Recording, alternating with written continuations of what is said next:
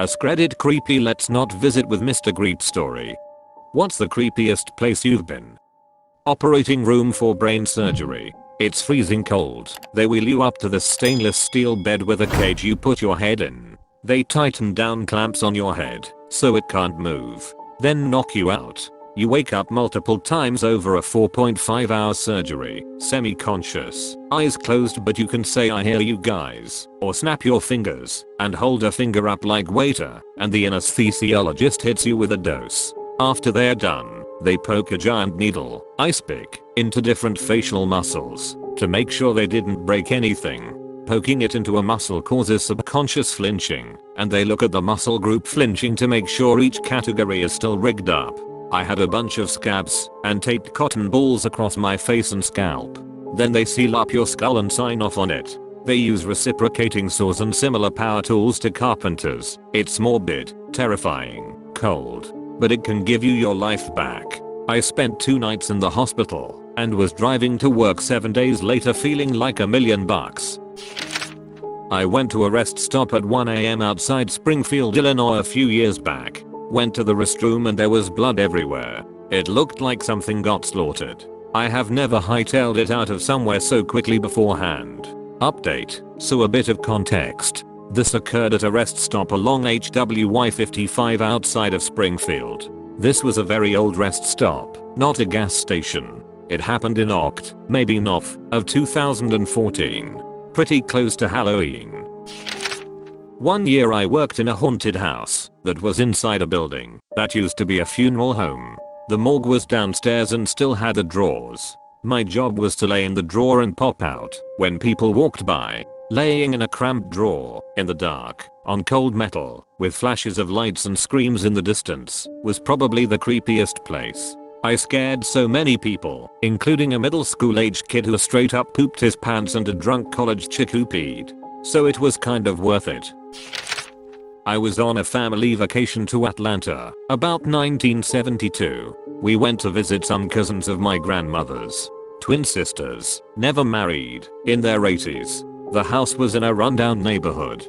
From the street, you'd think it was abandoned. Overgrown yard, part of the roof caved in, boarded up windows. Inside, it was all antiques and furniture from the 30s and 40s, slowly deteriorating, and it looked as though they hadn't dusted in years. Wallpaper peeling, old portraits half fallen. Looking up to the second floor from the stairs, just cobwebs and collapsed ceilings. They said they hadn't been up to there in years, and definitely rat noises. They both looked and lived like ghosts and seemed half mad, very civil and proper but off. As an 8-year-old, I was terrified, especially when one of them joked and said, "You should leave him here. He can live with us." I burst into tears and we left. I had a friend who cleaned out and sold foreclosed homes for a living. He once took me on a ride to a house he had to photograph for the bank after it had gone into foreclosure. From the moment we got there, it was unsettling. It was in the area of a ski resort, and the neighborhood was wealthy, but once we stepped inside, it was clear that it had been used as a kind of boarding house for resort staff. Numbers outside each of the bedroom doors, large closets/weird spaces turned into bedrooms. The place was filthy, with black garbage bags everywhere, pizza boxes, booze bottles, like clearly a party house for staff, but recently abandoned. At one point, I was on the ground floor, and my friend was in the basement, when I suddenly got full body chills. I was standing in the kitchen and there was a bathroom next to it with the door closed, and I somehow knew that there was someone hiding in that bathroom. At the very same instant, my friend called me down to the basement, where he had found a back corner which had been converted into another sleeping area. There was a television still on, just showing static, and a kitchen knife on a crate next to the mattress. That was the moment I stepped directly behind my 6 feet 4 inches, 300-pound friend, and told him we had to get the fuck out of there. I'm pretty sure the home was being used as an illegal boarding house for undocumented resort workers, and I honestly felt bad for the terrified kid who was still squatting in the basement, but I sure as hell didn't want to find him. My old house. About 5 years ago I was living in a town just outside of Washington, D.C. The house was a short 2-story house with a basement that was built in the 50s. The whole house has a weird vibe to it, not exactly scary, but unsettling. In 2011, the year that we moved in, the guy that built the house stopped by. He told us that he built the house with his dad and 3 brothers in 1952. During the building, they found a few skeletons while they were digging out the driveway and of course called the police. Turns out the bodies were Union soldiers from the Civil War who had most likely been killed during the Battle of Bull Run and buried as the Union Army marched back to DC. Also, the basement was unfinished, flooded constantly, and had a sprocket infestation. I explored the abandoned Six Flags in New Orleans. It was closed for Katrina and never opened again. While my friends and I were there, we found everything essentially as it was left 4 years prior. Computers in the admin office, tickets in admission booth, even jars of fucking pickles in the concession stands. An abandoned mental institution in NJ. My friend brought us there, and we wandered the grounds, and went in a few buildings, including the morgue. The offices still had patient files and the pediatric area still had kids' artwork. It had been abandoned for about 8 years at that point. It was really creepy, and also really sad. My own attic, when I was 8. Shut the lights off on your way out, and sprint down the steps like the ceiling is collapsing behind you. Whoever says childhood is fun and beautiful is wrong. It's terrifying. Back during Vietnam, my unit got hit hard in the jungle. We split and one group went to help find the VC who attacked us. We stayed behind to evacuate the wounded. The 4 able bodies were supposed to hop on with the injured and go. We load up, and one chopper doesn't make it back, so we 4 can't load. We would be grossly overweight. It's late, sun is low, pilot says he will drop these guys and come back for us.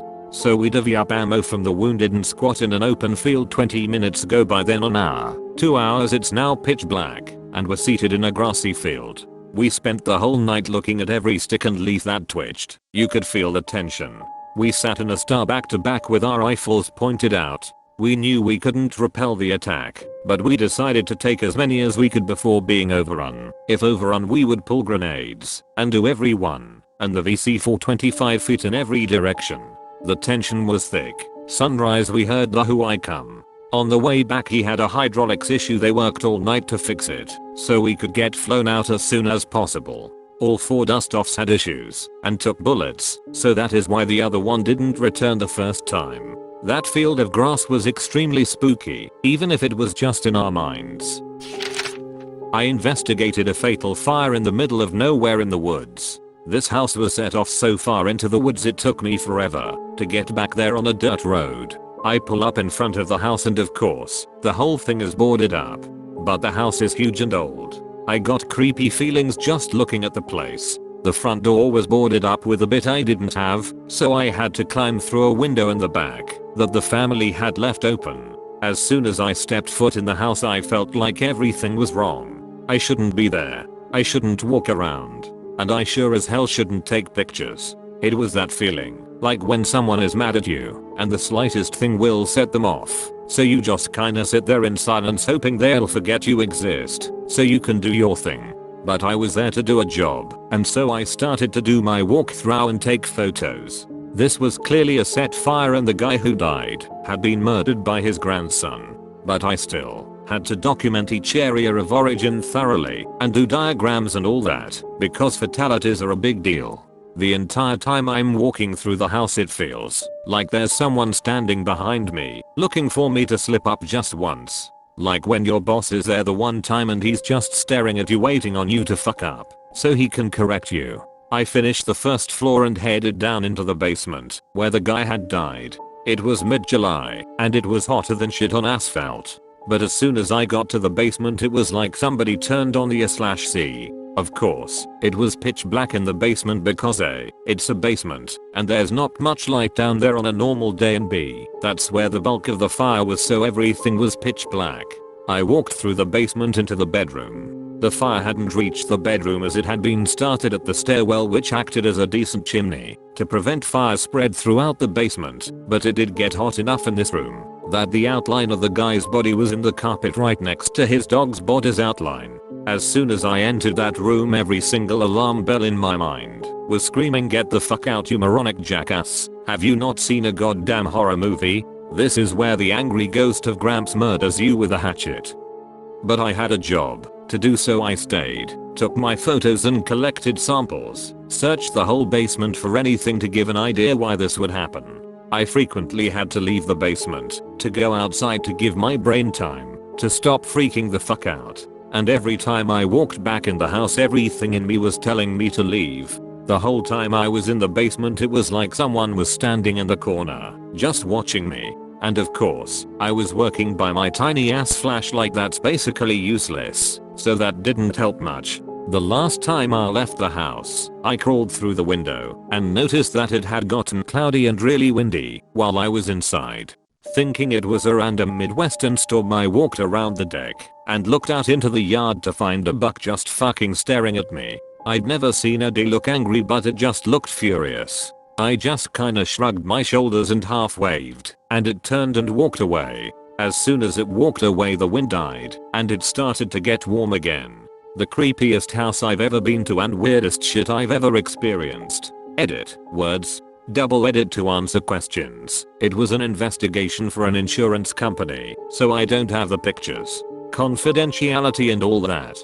And I had a shitty flashlight because that's the one my boss gave to me, and I hadn't bought a better one yet. And the reason I was alone was that I do about 80% of my scenes by myself. It's part of the job, honestly. Thank you for watching. Tell me which one was your favorite. Like, subscribe and hit that notification bell for more. The next video will be even more interesting. You are a legend.